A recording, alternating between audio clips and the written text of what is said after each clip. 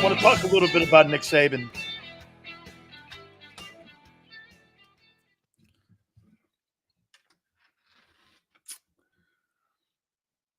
Greatest college football coach of all time. Greatest impact in the college game of all time. How many national titles? 7. I think Bryant has 5 or 6. I think Woody has 5. If I were to put a Mount Rushmore of college football coaches and the greatest college football coaches of all time,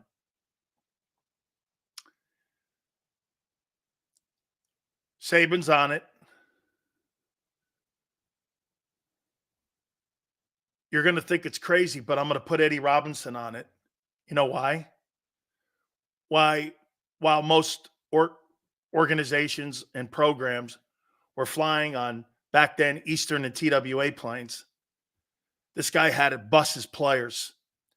And the majority of the players from the HBCU schools had very little resources to succeed. And the things that he did at Grambling and for HBCU schools, the impact is felt to this day is incredible in what Eddie Robinson brought.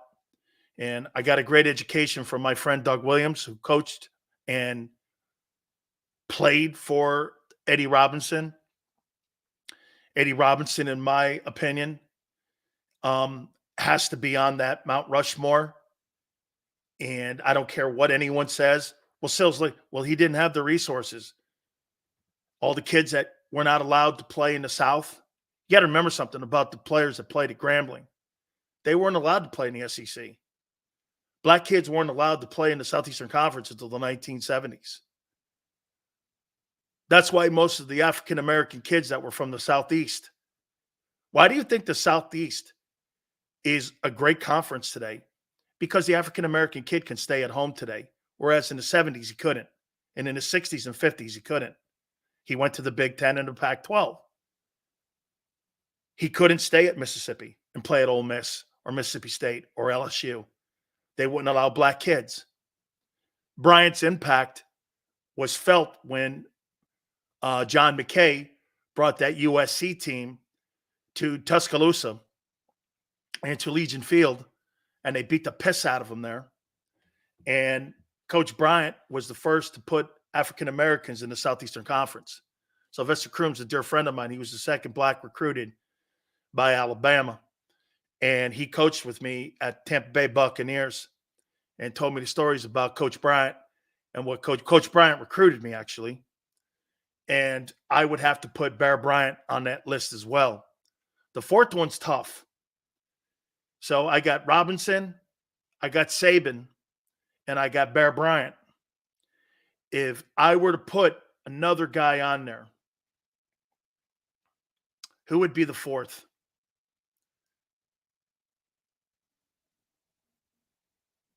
Man, I love Woody. I love Woody Hayes. Okay, Barry Switzer, Oklahoma. The thing about Barry Switzer, what made him great in recruiting, and Marcus Dupree, who is one of my dearest and closest friends, told me that this guy had no problem walking into places with dirt on the floor, grass on the roof, and a potbelly stove and recruiting black kids to come play at Oklahoma, where most of the people, like Lou Holtz and all them guys, wouldn't go into those communities because they just didn't want to recruit kids like that. They were coaching at schools that wouldn't want those faces. Barry didn't care.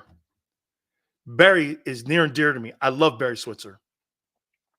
And the reason I don't have Jimmy on that fourth spot is because Jimmy coached not a long period of time in college. It wasn't a long, lengthy time, like a decade. I think he had 5 years at Oklahoma State. And I know he had 5 years at UM. So 10 years, I don't know if that creates enough for me to put him up there with guys who spent 20 years. And I mean, I would put, would you put Paterno on that?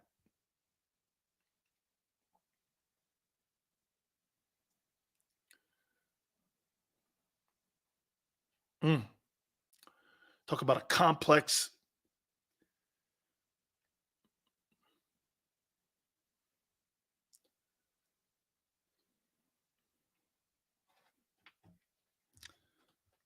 Probably not. It pains me to say that. Probably not. Because of what happened to the program at the end. And it's never recovered. Probably. Penn State's never recovered. Okay? It's never recovered. James Franklin is not a great coach. You're in an average conference. James Franklin, when he was at Vanderbilt, that's who James Franklin really is. Playing Indiana and Iowa and Michigan State and those kind of schools, and and Penn State doesn't really play anybody. And when they play anybody, they get killed. They don't really beat big teams. Every time he lines up against somebody, he gets killed. Barb goes, were you close to Sandusky? Yeah, it came to my home. Yeah, Barb, I know you're trying to be cute. Yeah, it came to my home. Recruited me to go to Penn State. Came to my high school. So did Joe Paterno. Came to my school to recruit me. Yeah. Same thing with Foz Fazio, who was at Pitt at the time. Yeah. Jerry Sandusky was considered one of the absolutely greatest defensive coordinators in the history of college football. He was the heir apparent to take over for Penn State. Okay, Barb. Primetime will take over college football now. That's a great call there. Hey, Prince, can I tell you what I would do if I was Alabama? If I'm Alabama, I go hire Deion Sanders. Go hire Deion Sanders. Alabama, go hire Deion Sanders. You'll have every kid. Oh my God, wait a minute. I'm going to stop that. Okay? Because that means every kid in the state of Florida will not go to Miami and they'll go to Bama. I do not want Deion Sanders to be the next head football coach at Alabama because he will own the SEC. He will own the state of Florida. He will own college football, and Nick Saban would endorse him. Holy cow, that's a bad idea. I don't want him going to Alabama. You know what? I think it's a bad idea. I don't like the idea. Okay, let's not go there. I don't want him being the next head coach at Alabama. Holy cow.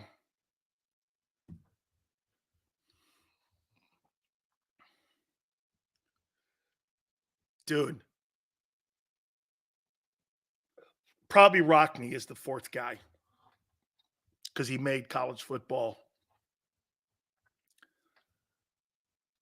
Man. Deion Sanders at Alabama would change college football forever. It'd be the 33rd NFL reality. Let's talk reality here.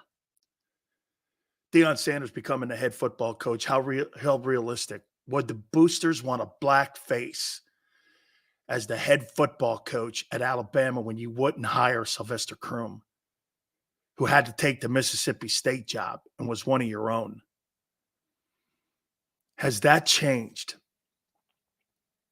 Will Nick get a vote in his replacement?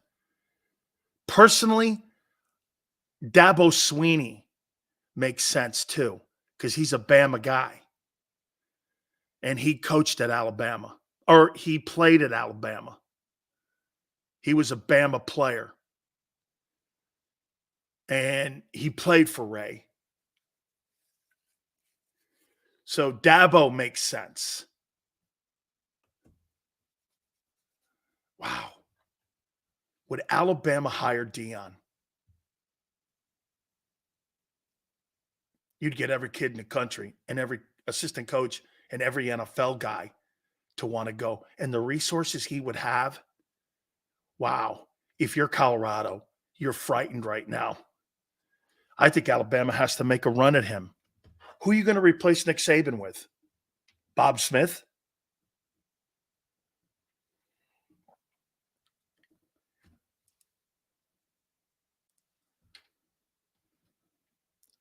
He coached there too, did he? I didn't know. Was he an assistant there? I didn't know he was an assistant.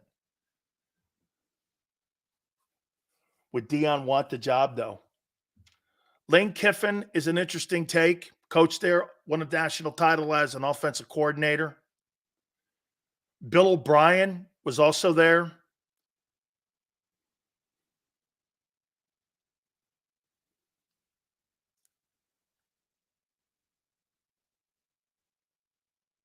Would Urban Meyer take that job?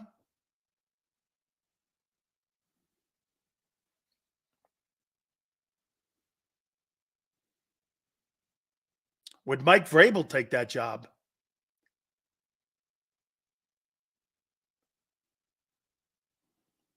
You got to remember, Alabama.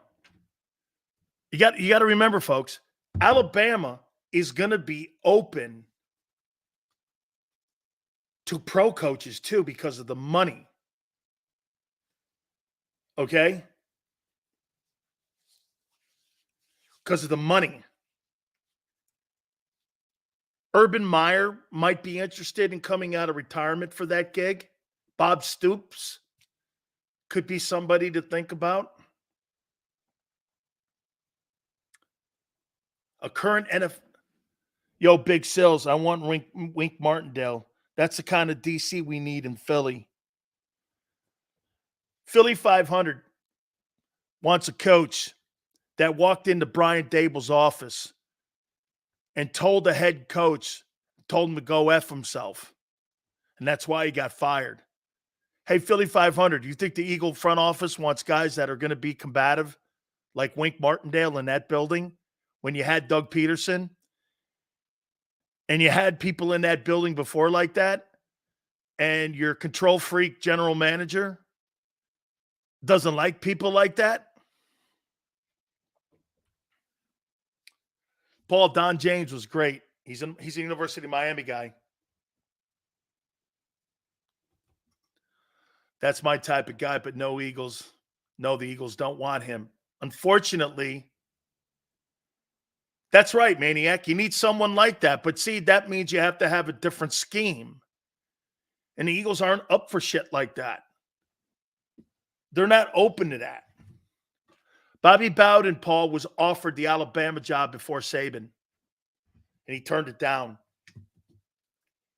After that, one coach got fired who went over from Texas A&M. I forget his name. He was offered the job after that, and Bobby turned it down. Bobby turned that job down and a couple other jobs, and he turned the Atlanta Falcons job down. But Bobby was offered the Bama job.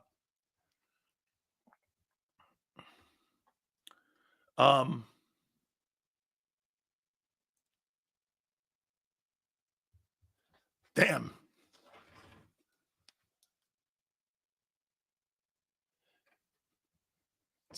Seven national championships. All right, let's do this. Let's go over to this Monday game. Oh, by the way, no, I won't do that today. I'll do that tomorrow.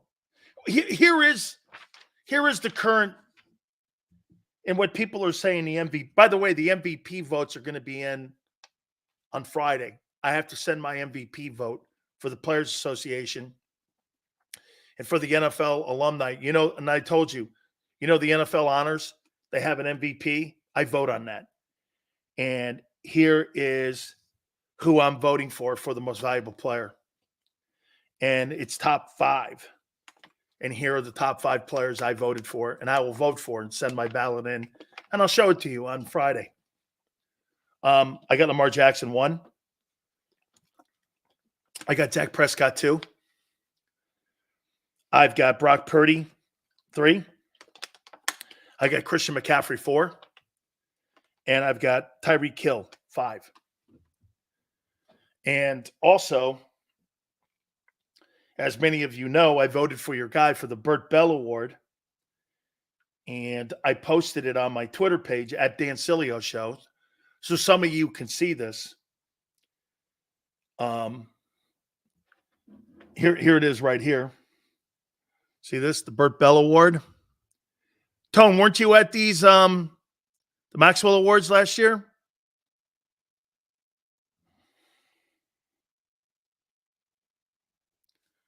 Tone, didn't you go to the Maxwell? Isn't that where you get your picture what hurts? Okay. Here's my ballot right there. And I'll read it to you because I don't think you could see that. But there's my ballot. I voted Lamar 1. I voted Prescott 2. And McCaffrey 3. Lamar Jackson will win his second Burt Bell Award.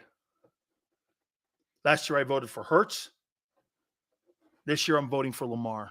I vote every year. I've been voting every year on the Burt Bell Award. Probably for the last 15 years. So, yes. Last year I did, as much shit as I gave Jalen, I still voted for him. I know that's hard for you to believe, but I did vote for him. All right, real quick here. Now, not R.C. Slocum. It's like Mike.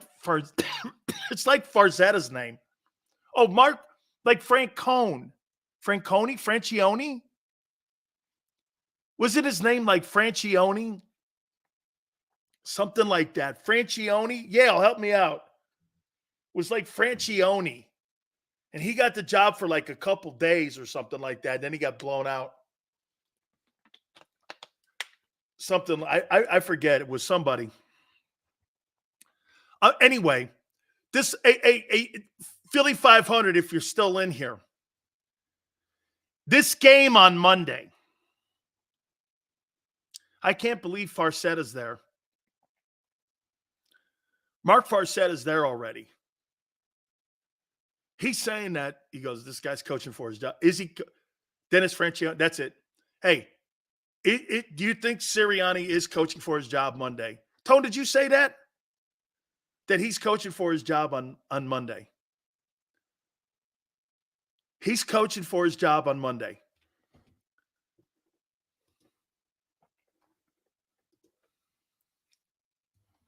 Guy was 10-1 2 months ago. Being considered coach of the year. Now he's coaching for his life. If that doesn't show you the changing what I tell you about the NFL all the time, yes, he's coaching for his job Monday. He loses, he's gone. How about if he wins barely? Keep him around to keep the toilet bowl moving? Don't you think this thing's already been written? You think you need to see another game? I'll give you an example of this. 500, get this. Back in the day, hey guys, do me a favor. What was the coach of the Lakers in Magic's first year when they beat the Sixers in 6 games? When Magic went for 44, like 14 and 12 or something, had a triple-double, took over for Jabbar in the pivot. And was it Paul Westhead? Wasn't it Paul Westhead? And they won the NBA championship, right? It was Paul Westhead, right? Okay. Magic Johnson goes to Jerry Buss. Tone, I don't know if you know this story. Magic Johnson goes to Jerry Buss and goes, I can't play for that guy. I just don't want to play for him. He goes or I go. You can trade me, you can do whatever. I'm not playing for him. He just won an NBA championship and a finals MVP. Magic Johnson was 20 years old. He's done something no NBA player has done since Magic did it, and he was 20 years old as a rookie. What led his team to an NBA championship, a triple-double in Game 6, a closeout game. Nobody has ever done that since. Think about that. The impact that Magic Johnson had his first year, he was 20 years old, came out of college early out of Michigan State, led his team to an NBA championship, walked in to Jerry Buss's office and said, he has to go. They had just won the NBA title. You know what Jerry Buss said? Paul, you're fired.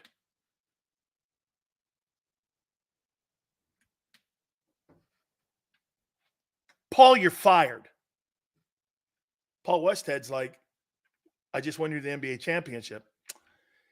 It's not about winning the NBA championship. It's if you're the right fit for Magic.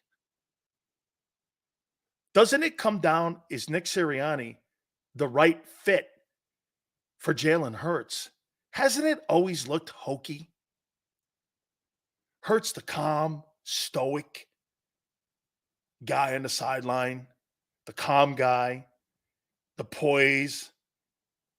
And then you got the cheerleader screaming at the fans, jumping on. By the way, that stuff looks dopey now. You know that stupid turnover chain we used to have at Miami? Mario Cristobal asked me what I thought of the turnover chain. Would guys like us who were big mouths have had a turnover chain? We said, no way.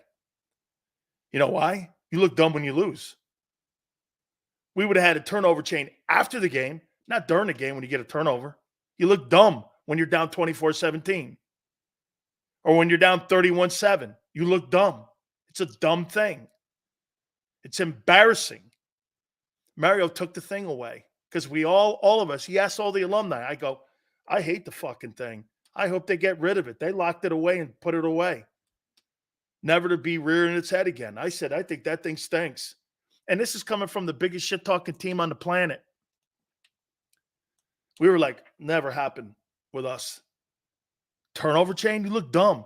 Nick jumping around screaming at Kansas City fans. By the way, ever since that Kansas City game when he was screaming at Kansas City G fans, he looks even dumber. You can't have a head coach acting like a cheerleader. And you can't have a head coach acting with no poise and composure. Jalen Hurts needs a better leader. The problem with this is written already. You guys think this is about the damn Buccaneer game? Win, lose, or draw. He's not the right guy for that dude. Jalen Hurts doesn't believe in him as a leader. I'm sure he likes him. I'm sure he thinks he's cool. I'm sure he thinks he's his buddy. But Jalen Hurts doesn't want his buddy. He wants a great leader, coach. That's what's missing. This has been written. This is written, man. You guys are missing the point here. The Monday game, it's a vehicle. It's just a vehicle.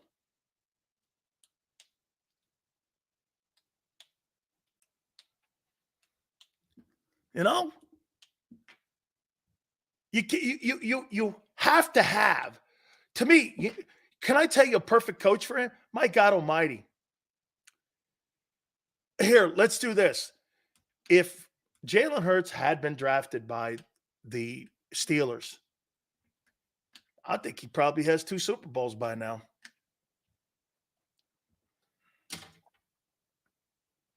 Or wait, 1 and playing for another one. You think that would be true? Shit, Tone just got through telling us thinks the Steelers are a quarterback away.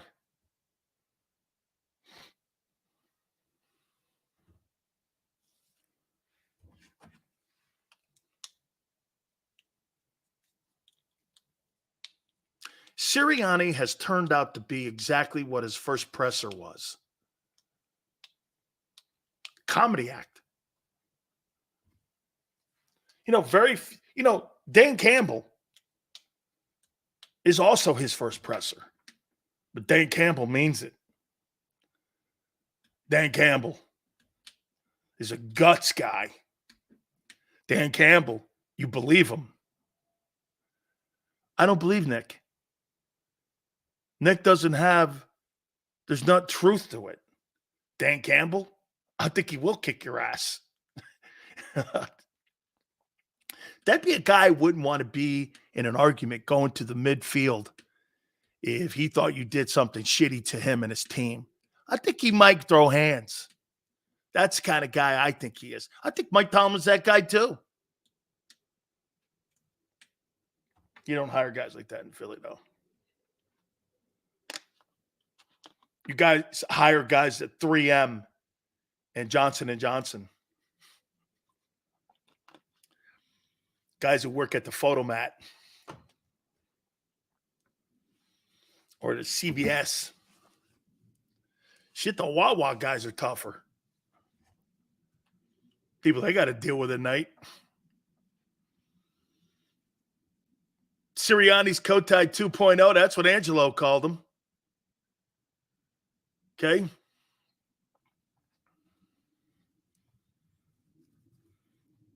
Tomlin would be a solid coach, you think? Mike Tomlin would not tolerate any of this bullshit. Jalen Hurts would be so far ahead with Mike Tomlin as his coach. Guys, that Monday game, it's like when I was telling Tone, and I was shaking my head at Tone. Guys, who cares what happens Monday? Aren't you there now? Why don't you guys just say it? Who cares? This is not a Super Bowl season. It's a wild card season. At best. That's your problem. You don't want to come to reality here. You have been reduced to wild card season. I think you're losing Monday night. There's no chance in hell you're winning that game Monday. How can you? You just got crushed by the Giants. You just got killed by a 3-win Cardinal team. Give me one area where, and get this, non-wishful thinking. Show me a sign of life. 0-0. Okay, Nick. That's wishful thinking. That's not reality. 0-0.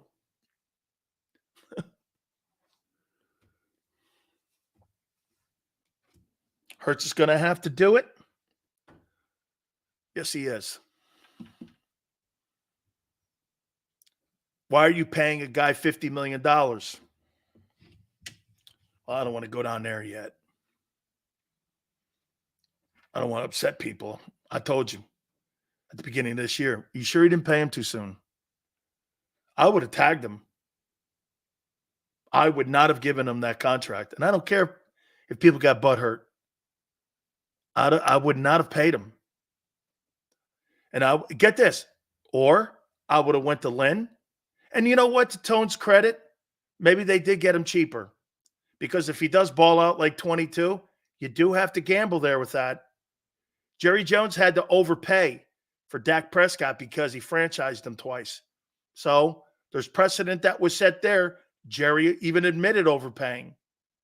So Howie looked at it like this. We could pay either 55 or 60, or you could pay 50. So you could go there for sure.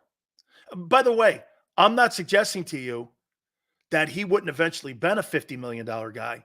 I'm saying I would like to have seen another year.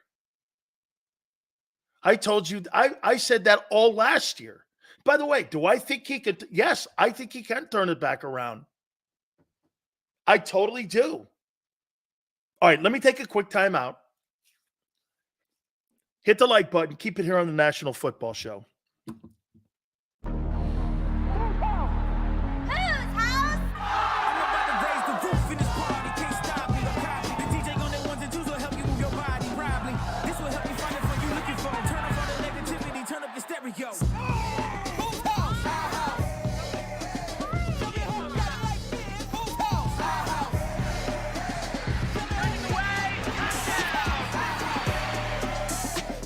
football and Hooters, the perfect